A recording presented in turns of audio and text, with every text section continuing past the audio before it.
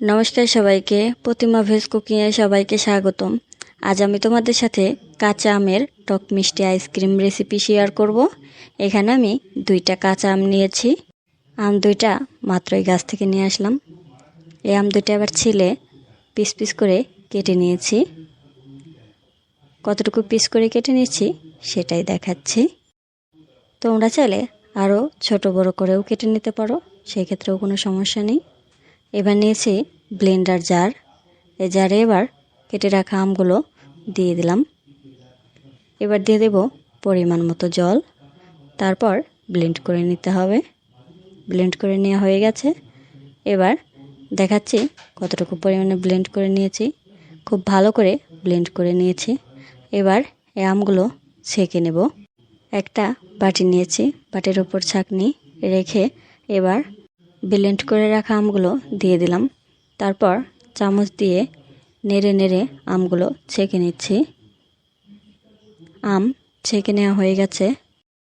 এবার ছাঁকনিটা তুলে ফেলবো। আর দেখো কত সুন্দর ছেঁকে নিয়েছি। এবার দিয়ে দেব পরিমাণ মতো বিট লবণ, আর দিয়ে দেব অল্প একটু লবণ।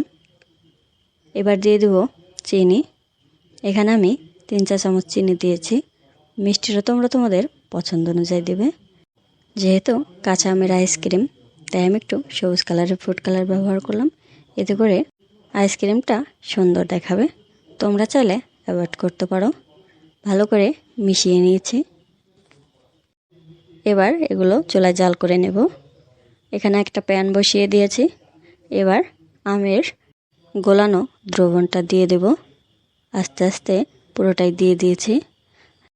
যেহেতু জাল করে নিতে হবে, তাই আরেকটু জল দিয়ে দিলাম। এবার মিশিয়ে নেব। আর চুলার আঁচটা মিডিয়াম রেখে কিছু সময় জ্বালিয়ে নিতে হবে।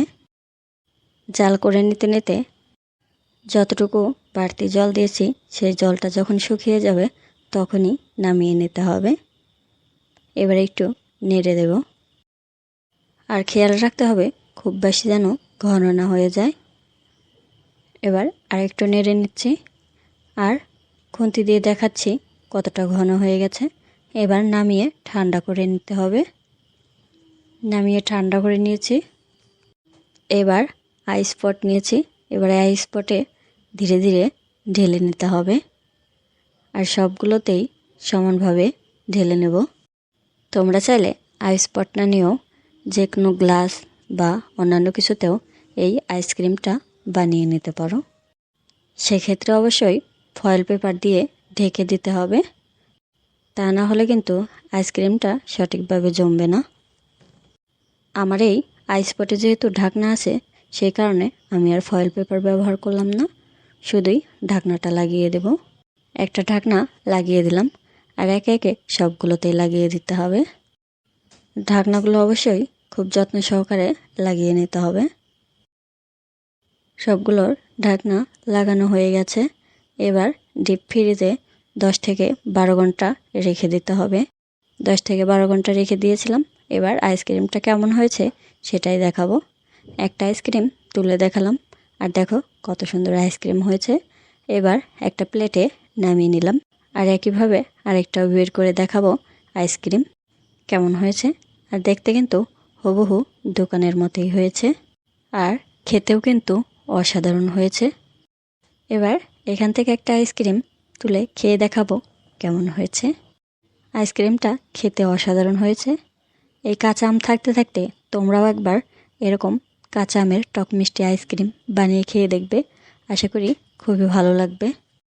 সবাই ভালো থাকবে, সুস্থ থাকবে। নমস্কার।